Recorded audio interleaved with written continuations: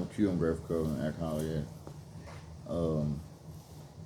Man, on 187, I was willing to admit to myself that I had hit rock bottom and that I had gotten a hold of something that I didn't know how to handle by myself.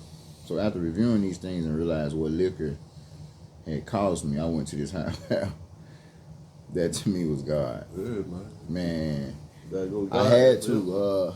I had to. Good. Cause I kept thinking, man, God, only you know. I just kept thinking I can control it. You know, I really did think I could control it. You know, and I would get by myself because I'm like, man, I'd rather just stay to myself. That way I stay in a happy mood. You know, the disease will tell me that. Like, just drink by yourself. You know, do it by yourself. You ain't gotta have nobody with you. You know, so I do that.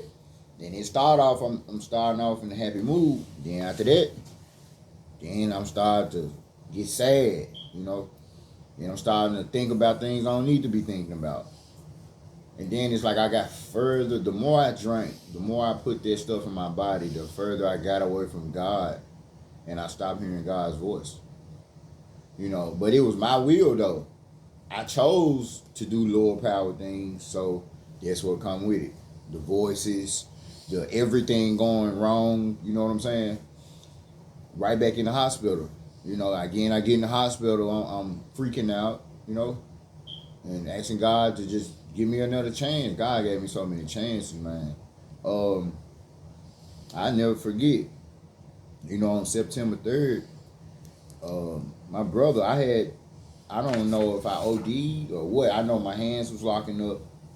You know, my face was locking up. I just kept like breathing though, you know. And I told my brother to call the ambulance. He got me some milk. But I thought I was going to die right then and there, you know.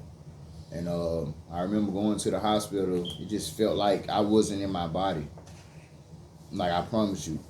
It's like it felt like my soul, my consciousness was out of my body. You know, I can't explain the feeling, man. So, but I do remember my higher power, Yeshua, being with me and just guiding me. But at the same time, nobody else seen what I saw. Nobody else felt the way I felt, of course, because they ain't do what the fuck I did. You know? So I asked God to really just, God, I want to stop. I want to quit. I don't know how to stop, though. I don't know how to quit. You know, I don't know why I feel all these pains. You know, I don't know why I feel like it's like generational traumas and stuff. It was so many things going on at one time. I didn't know how to put it into words, you know. I just chose to deal with it in unhealthy coping skills, you know. It wasn't until later on that I realized, like, wait, whoa, I'm chosen to break certain, like, generational traumas, but also heal certain traumas within myself, too, from a child, you know. So I was able to, you know, see a therapist. I was able to talk to a therapist. I was able to vent. You know, I was able to learn new coping skills at a recovery center. You know, because every time I try to do it my way, you know, I run to a recovery center. You know, I hurry up and run to a recovery center. You know, thinking everybody was out to get me. You know, and I run there, and I get to the recovery center, and then I be like, you know what? Okay, all right, just the way I got to go now. But this last time I was at Serenity, it was different. It was a lot different. I really learned about the disease this time. I stayed more than 28 days. You know, I was able to see psychologists. You know what I'm saying? I was able to really get to the bottom of it, so I won't have to go down the same path that I went down before. That's when I realized that this disease is out to kill me. This disease of addiction is out to kill me, man. And I didn't never look at that at first. Mm-hmm. I never looked at it from that perspective, like, okay, I'm putting this in my body. Of course, you know, I wasn't caring about what it did to me, though, my body. You know what I'm saying? I just wanted to get high, you know. But that opened up doors in which I don't never want to experience that type of stuff again. You know, it scared me.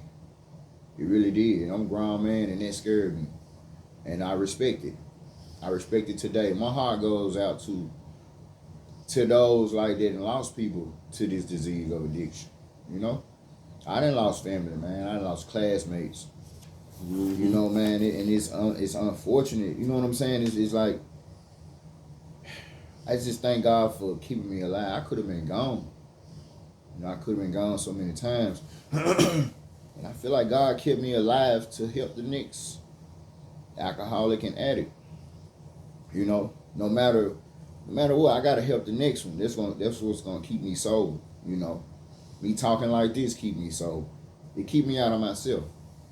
You know, because that disease had me isolated. You know, it had me want to. You know, like I said, man, it had me going to the peephole every 10 seconds. You know, full of it, man. It had me taping off the window thing, man. I ain't want no light in there. I was in the dark for real. I was sitting there with Satan, man. It was just me and Satan, man. You know, for real, man. People call me, where you at? I ain't answering no phone for y'all.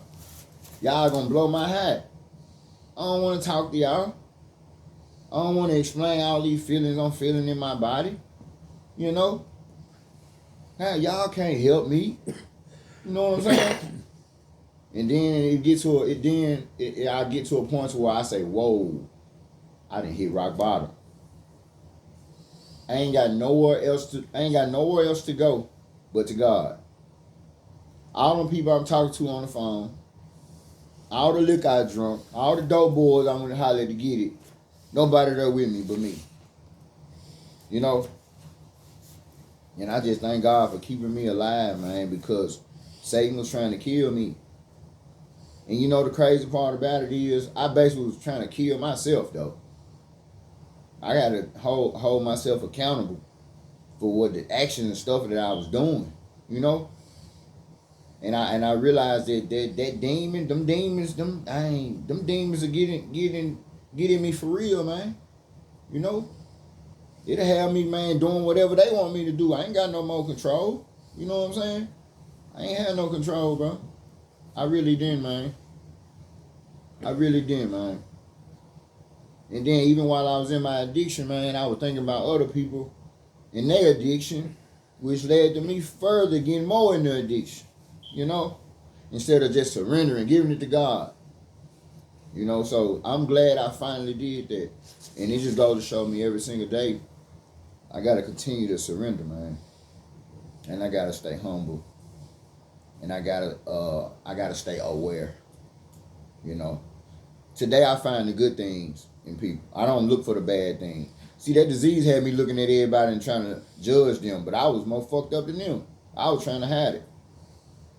You know? So I just thank God, man, for keeping me alive and to keep working on me, man. I'm a work in progress, you know, and I'm glad to be here, man. Glad you're here, man.